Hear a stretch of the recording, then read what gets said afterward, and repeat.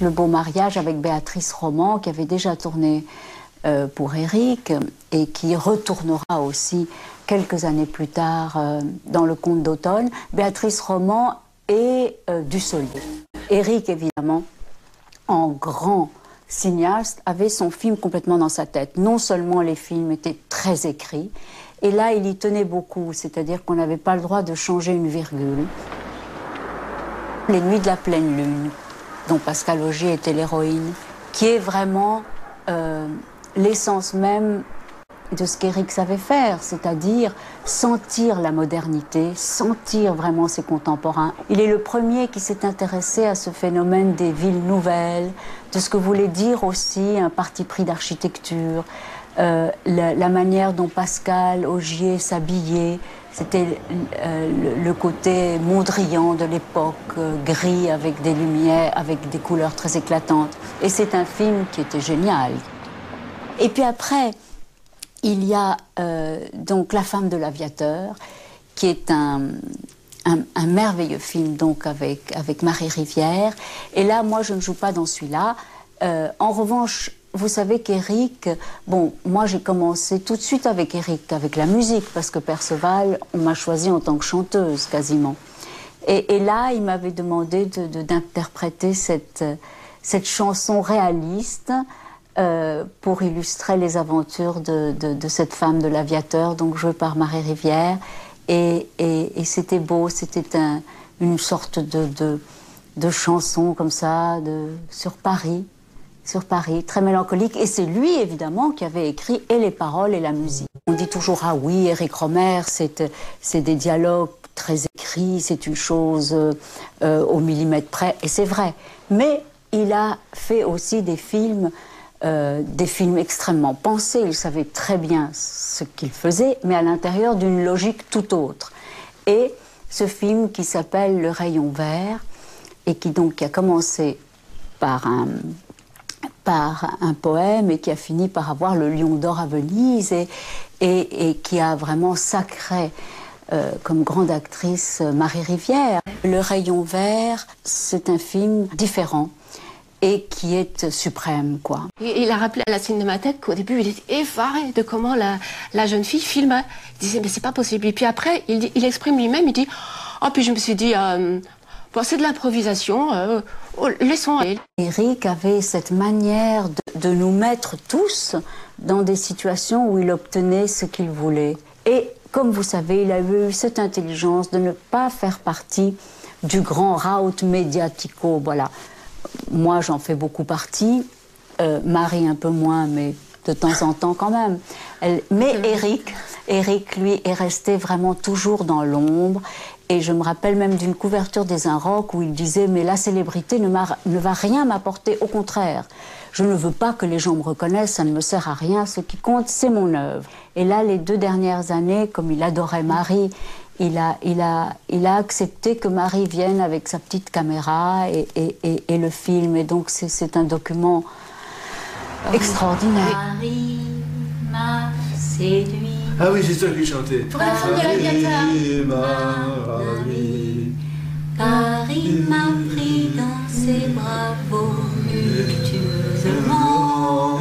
Ma savane est belle, mais à quoi bon le nier? Ce qui m'en sorcelle, c'est Paris, Paris tout entier. Tu la connais? Joséphine Baker. Une surprise qui vient toute seule. Qui vient toute seule aux environs de 3h30.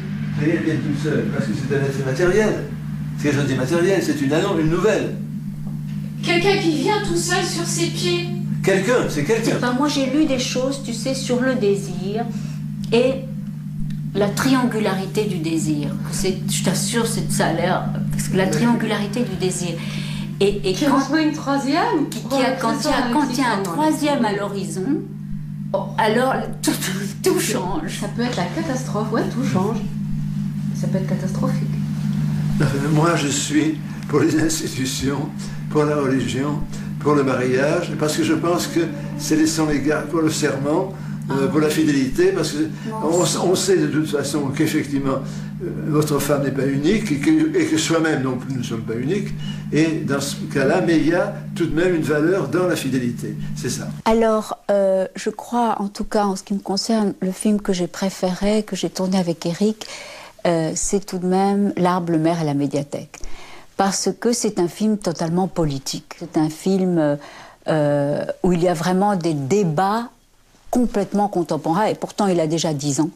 Mais il s'agit d'écolo, il s'agit de la révolution qu'apportent tous les objets nomades, du fait qu'on peut travailler à la campagne maintenant avec des ordinateurs.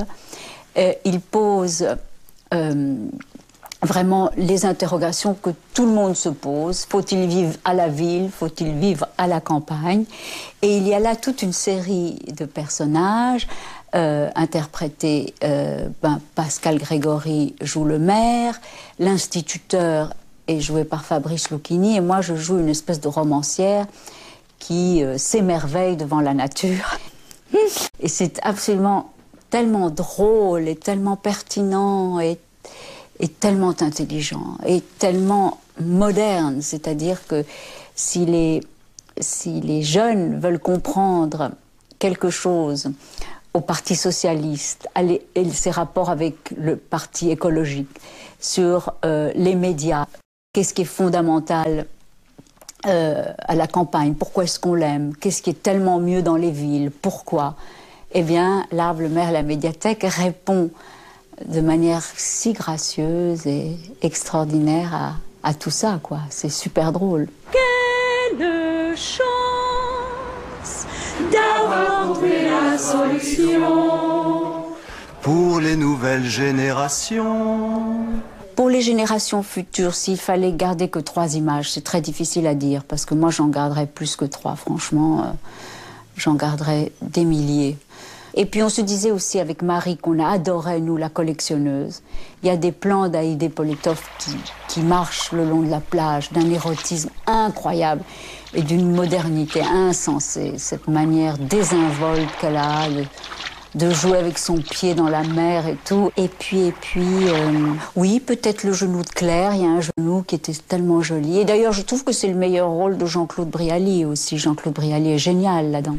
Eh bien, moi, je dirais simplement que je dois tout à Éric. C'est vraiment l'homme qui a compté pour moi. J'ai eu la chance d'entrer au cinéma par la très grande porte. Cette porte qu'il m'a ouverte avec...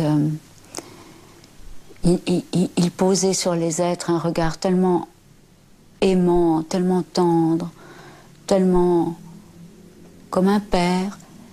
Et Éric, c'est fondamental, on l'aime. Et il va nous manquer terriblement, tout le temps.